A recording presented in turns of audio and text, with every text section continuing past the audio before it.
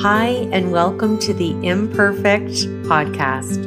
My name is Deb Crow, and I will be your host. Join me on this journey as we meet heart-centered leaders from all over the globe.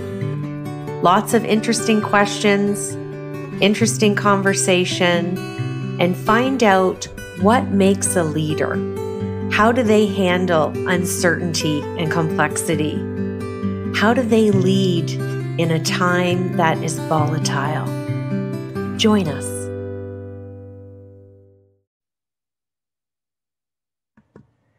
Welcome back to Imperfect, the Heart-Centered Leadership podcast. And I'm so thrilled to be back for the 2021 season. And we're kicking off this year with an incredible leader that, again, I have met online because we're all on digital platforms and different social media channels, and remote is kind of one of our new traits. And for some, it's now a skill on a resume. So let me tell you, we are traveling today all the way across the world to India, and I would like to tell you a little bit about my guest. I'd like you to meet and be introduced to Tanmay Vora. He is a senior business leader. And what I love about him is he likes to coin the phrase that he's a performance improvement specialist.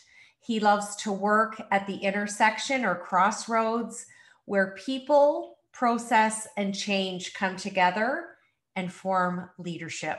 He has over 2 decades of experience in diverse and global environments, and he's consistently challenging himself to grow within organizational, operational, and leadership excellence. So Tanmay, such a delight to have you. Welcome to the show. Hi, Deborah. Thank you so much for inviting me on the show, and I'm thrilled to be speaking to you today. Well, I am so happy that our paths have crossed, and I want to jump right into my leadership questions. So if you're ready, let's go. Absolutely, let's go. I am intrigued and absolutely love your sketch notes. And that's how our connection started, our conversation started. So share with the listeners where your love of art and illustration and blogging came from. And I know you've been doing this and you've won awards. So please share the story and the journey with us. Absolutely. So I go back to 2006 when I was a new manager, struggling to find ways to document my lessons. So I experimented with journal and felt that it was not scalable. I needed something that I can document, which is visible online and something that I can easily share with others as well. And in that pursuit, I started my blog in year 2006. This was the time when Twitter and Facebook were just, a couple of years old. That's when I started blogging, and I call blogging as the original social media. That's how it all started. And when I started writing and people started reading, and then I have been experimenting with different forms of expression, including, how can I include brevity into my communication? So Twitter has been a gift in that sense, enabling me to develop the brevity of thought. And in that pursuit, I wrote my first book in year 2009, which was a tweet book. So it was a collection of 140 tweets on quality and leadership. Furthermore, I have been experimenting with various other formats like writing 100-word posts and stuff like that. In 2015, after having written about 3 books and hundreds of blog posts, I felt that I am writing this blog not just for myself, but I'm doing this as a service to my readers. And how can I elevate my game and serve better to people who choose to follow me on social media? And in that pursuit, I started, doing sketch notes. Sketch notes are basically a combination of words and visuals that synthesize together to create a new meaning or interpretation of a written insight. And in last 5 years, since 2015, I have created hundreds of sketch notes. I have illustrated some of the best-selling books. I have worked with international authors. My sketch notes have gone into very prestigious events like Global Peter Drucker Forum, uh, many TED Talks, many internal organizational learning and development initiatives. They've all used my work, and I feel incredibly proud. The and also I think that the sketch notes have been a wonderful combination of different skill sets that I bring on board. Most importantly, that I've been a business leader for about 22 years now. So bringing that, that's one element of what makes the sketch notes the way they are. The other is that I've always been very fascinated by handwritten personal connection, and handwriting and handwritten sketch notes enable me to connect very personally with my audience. In a world filled with computer generated images, handwritten notes are refreshing. And then I've been also interested in illustration and drawing because I was once upon a time an architecture student. So I think that it's an amalgamation of many different things that I may have done in the past that creates what it creates. And I'm incredibly proud about having embarked on this journey that enables not just my own learning, but it enables the learning of people who see the sketch notes. So that's a little bit about my journey in sketchnoting. Well, the collection of sketch notes are absolutely beautiful. And I remember when I purchased them, and then you and I decided to have a Zoom call. And I'll never forget the look on your face because I took them to a printer and had the whole collection, printed them out and put them in a book. And I love them because it's such a collaboration of leadership brilliance and the crossroads of the foundation of what excites you. And I cannot tell you how much I reference it. I enjoy it. It's almost like a visual snapshot of some of the great books out there. And I wanted to know, to date, and I'm just going to throw in an extra question here. Is there one sketch note that kind of is the foundation for the whole collection that you're really proud of? Is there one that's extra meaningful? And if so, could you tell us why? So I have been doing sketch notes on organizational aspects of it and also the individual aspects of it. And I think that the fundamental unit of change is an individual. And therefore, a sketch note that I recently did, which outlines Peter Drucker's famous article titled Managing Oneself, I think that is at the heart of individual greatness. That is at the heart of leadership. That is at the heart of being able to collaborate and communicate effectively with others. That is at the heart of individuals' quest to make a difference in the organization. So I think that one sketch note it sort of starts the journey of leadership for an individual. So if I were to refer my leadership collection or the sketchnote collection to someone who is starting out as a leader, I would say start with knowing yourself, start with self-awareness, and then you grow from there. And the other sketchnote, that is a complementary sketchnote, is a sketchnote based on Daniel Goleman's, 3 focus areas that leaders need to have, which is inner, outer, and other focus, primarily self-awareness, empathy, and environmental awareness and contextual awareness. So I think those are 2 sketchnotes that really, have been very impactful for me as well.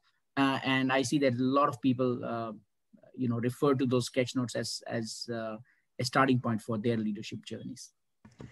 Well, I have a few favorites and I really I like them all. I like the 2 you just referred to. I really love the one with the 5 practices of humble leadership. We're on a heart-centered leadership podcast, so I'm really drawn to that. And I just want to compliment you and congratulate you because the collection is really beautiful.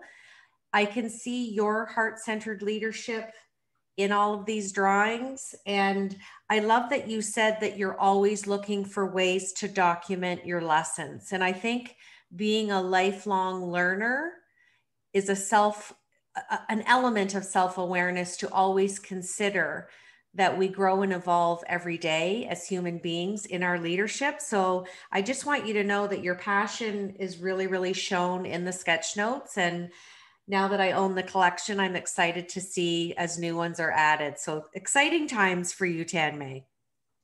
Absolutely, there's no doubt about it. Yes, and I think the beautiful thing about any form of expression, and more particularly with sketch notes, is that it enables me to,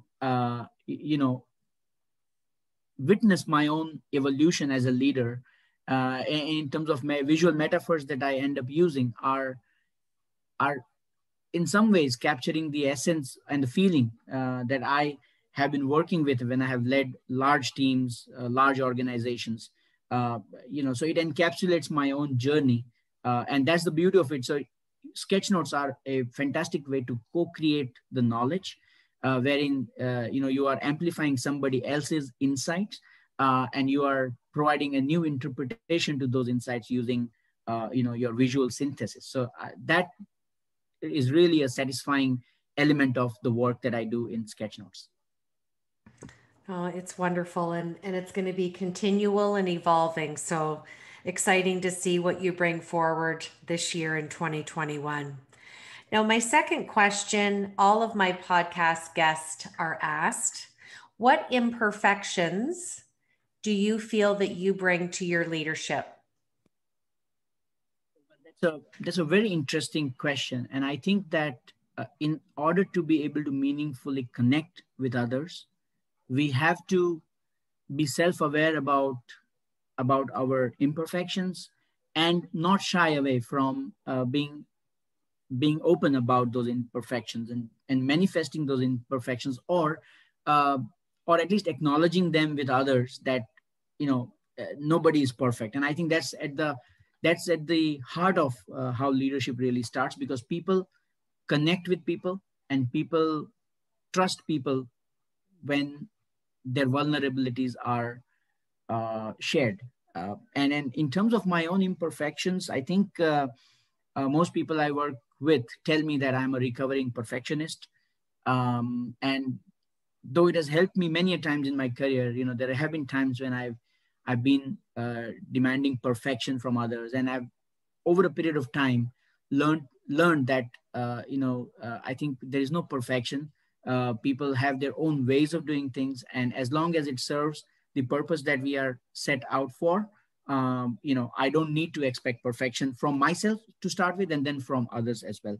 The other imperfection which I often struggle with, or rather, I would say it's both an imperfection and a strength at a point, is that I risk myself being called a very soft leader.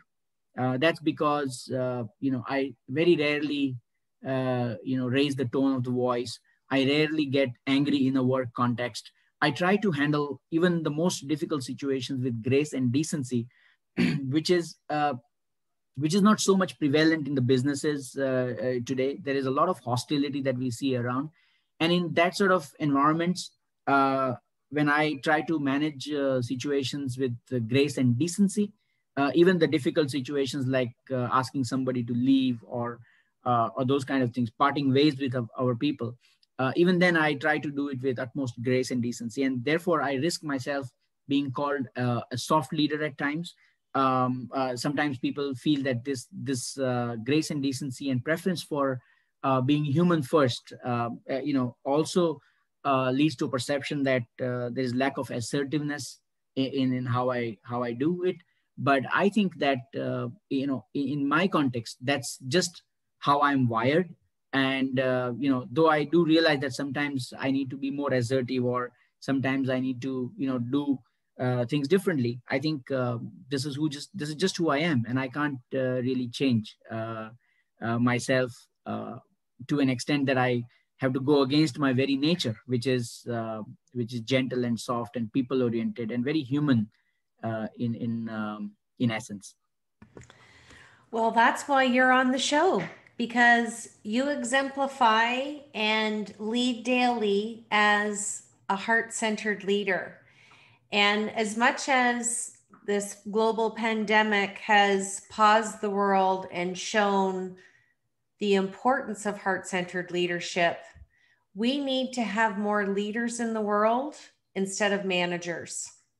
And it leads into my next question. You hold a senior level position as general manager at QMetry, which is you're the head of the India operations.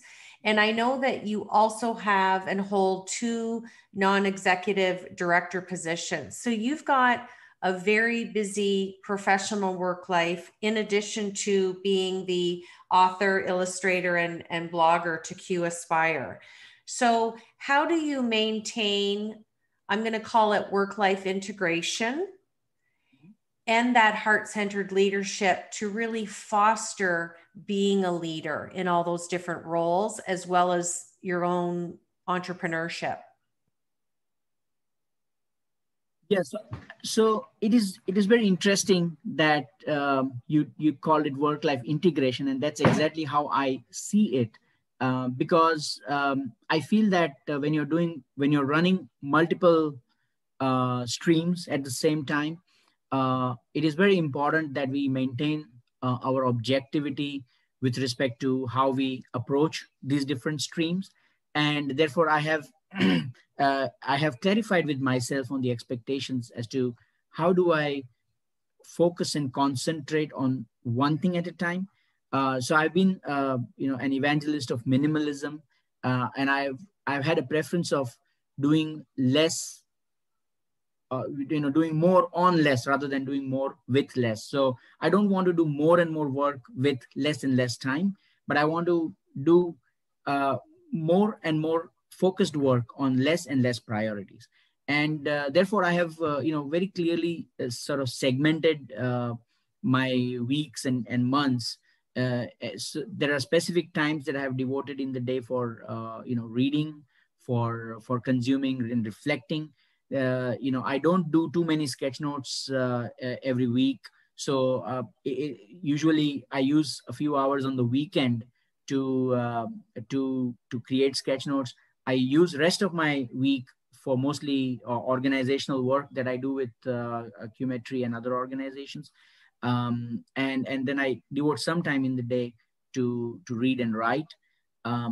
For this, to enable this focus, I have, I have given up on long back on television, on newspaper. I have off late, I have been, very mindful about my usage of social media. So I don't try to sort of do endless scrolling, but I try to sort of do it with an intention. Whenever I go on social media, I ask myself, why am I here and what am I here for? And that sort of clarifies a lot of my focus. So doing more focused work on less priorities is how I try to sort of manage the different elements. And obviously I have family, I have 2 kids. So there is, and thanks to work from home, I can afford to take a short break in the day to be with the family, spend quality time, create memories, and generally integrate the work life. I think working from home location has only accelerated the work-life integration and has led to a different kind of empathy in the family as well when it comes to respecting each other's work and having visibility into how my kids study or how the wife works or how I work. And I think it's generated a different kind of empathy for each other as well. Well, I love how you framed that, and I think that's beautiful. And I can say similarly, I'm working from home. There's no networking meetings, there's no client meetings out of the home. I have quite enjoyed it myself. And we have 2 daughters. One is still home and going to school. So it's offering an opportunity for people of all different ages to embrace them at where they're at. So for a university student, we could be easily saddened that, she's not having the experience of going to school and having the networking and the friendships, but we're in a new world. And like you said before, it's important for us to adapt and to do more purposeful with less priorities. And I think that's been kind of a repeat task or a repeat vision of each day as a gentle reminder, because I'm in Canada and we're back on lockdown again with COVID. And it's truly about the frame of mind and heart that you take to seek of what the day's going to bring. So I wholeheartedly feel with you and really agree that I think it's brought family time to a different level, and not only from a love and respect, but giving each other space and knowing that we have work to do, whether we're working for a company, working in our own company, helping with school. It's a challenging time, but I think the main thing that I'm hearing you say is we're together, and that's what's most important. Absolutely. My last leadership question is there a leader in the world who you've met or you'd like to meet whose leadership has really inspired you as a man? There are plenty of leaders that I truly admire, but if I were to uh, meet a leader um, who I really admire, I would say that there is Mr. N.R. Narayan Murthy. He is the founder of Infosys, India's largest IT company, employs over 200,000 people. It was the first Indian IT services company to be listed on NASDAQ and so on. But what I really like about N.R. Narayan Murthy, or the qualities that I gravitate towards when I see him, is his simplicity. That when his employees were, driving fancy cars, he would get in a small car and get in. So I think it's his humility and simplicity combined with his grandeur of the vision.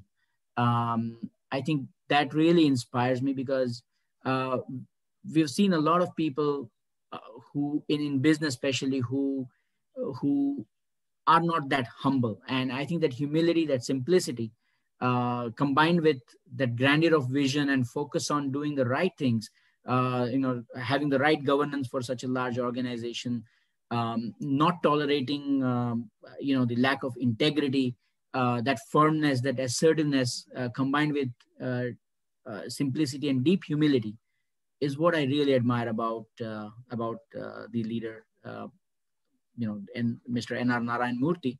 Uh, he truly exemplifies the level 5 leadership in my view, which is a combination of fierce resolve and humility at the same time. Well, and you've just described two elements of heart-centered leadership: simplicity and humility. And leadership isn't about showcasing or embracing materialism. So very interesting that you're drawn to that, because I see a lot of that in your work and in your personality and leadership. So it's interesting that we're often drawn to someone who we see a little of ourselves in, and we're working towards evolving to be at that level. So very inspiring. I'm going to switch gears here, and I'm going to ask you what I call my Fab Four. And this is just 4 fun questions, whichever's sitting on the top of your mind, just to get to know you a little bit and let our listeners know a little bit more about you. So my first question is, share with us something that you think most people don't know about you. Well, most people don't know about me is that I play some musical instruments, as I'm a self-taught musician. So I play harmonica, which is a mouth organ. I also play a little bit of keyboard, and I can play a little bit of rhythm as well. So that's something that's not very known to others, but I do this because it gives me a lot of peace. Whenever I play musical instruments, it gives me immense joy and peace. And that's something which is a little known fact about me. Well, isn't that interesting? And did you know that when we play an instrument or even dance or listen to music, that it activates all five lobes of our brain? That's probably where you're getting all these great creative ideas for your sketch notes. That could be probably true. Yeah. That is a great, great answer. Okay, my second question is share with us a favorite memory that you have of your life, the first one that comes to your mind.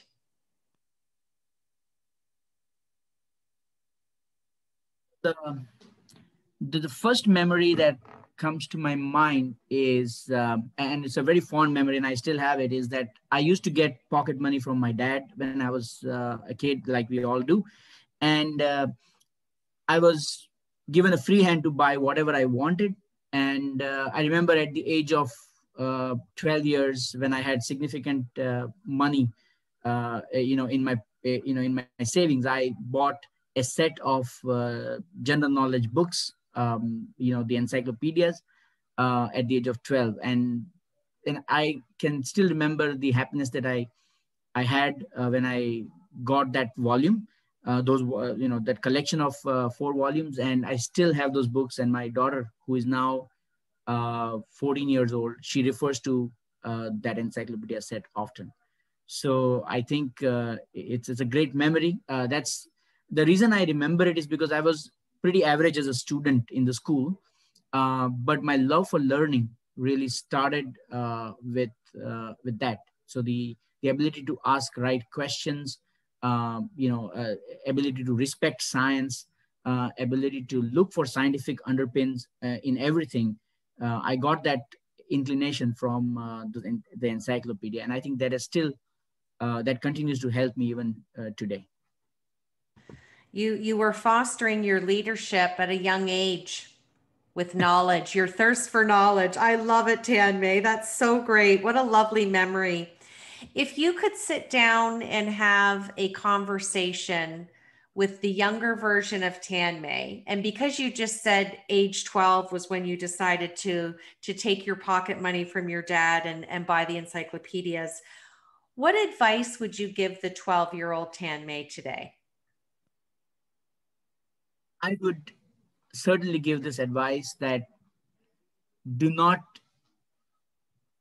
feel small when you look at others, because greatness is always embedded in our being.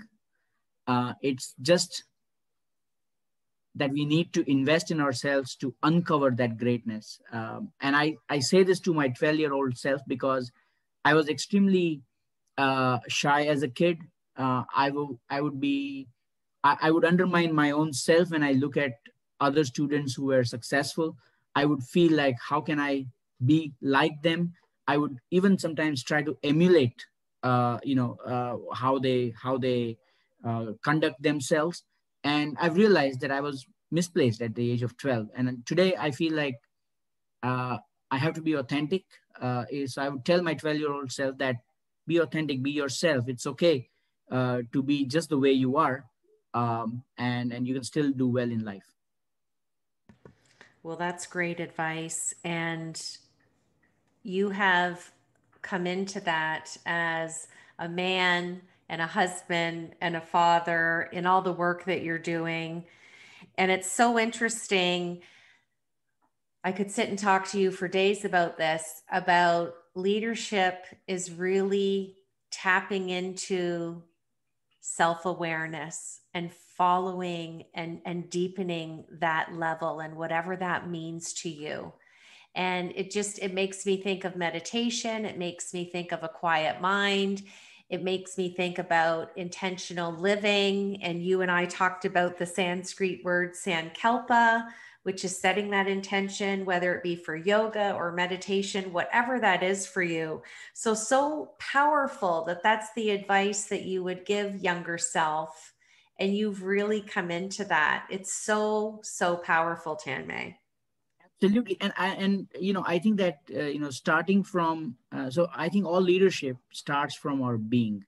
And most people think leadership is about doing, and I I tell them that the starting point of leadership journey is to work on your being, and doing will take care of itself. Absolutely. I couldn't agree with you more. My last question is, I like to choose a word every year, and my word for 2021 is joy. If I asked you to choose a word, or if you already have chosen one, what word would you pick for this year and explain why? So I usually every year I choose a theme. So it's a collection of words. If I'm allowed to say a collection of words, then my mantra for last 4 years has been uh, consume less and create more. And that's been my mantra for last 4 years. If I look at this year, and what 2020 has taught us all is to not take anything for granted. So my mantra for 2021 is go with the flow, go where your energy takes you. And so flow is really my keyword for 2021. But overarching theme is, not to sort of exert myself too too much on anything that I don't enjoy doing, and just go with where the energy takes you. Engross myself in activities that put me in flow state. Sketchnoting is definitely one of them. Playing some music is definitely one of them. And do more of those activities that puts me in the flow state. Is how I would. So flow is my word of 2021. Well, as a yoga teacher and a fellow leader, that is one of the best words. I love that. Consume less and create more and go with the flow.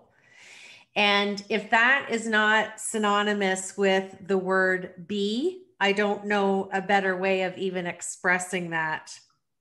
Right. Beautiful. Well, I'm choosing joy. And it's been joyful having you on the podcast. I'm excited to see what you create this year in 2021. And I just want to thank you for sharing your time and expertise with us today. Thank you so much, Deborah. It was a fantastic discussion. I enjoyed every bit of it. Thanks once again for having me over on your podcast. It's my pleasure. I want to thank everybody for continuing with me on this journey of imperfection. And I want to leave you with a quote from Sigmund Freud. Out of your vulnerability will come your strength.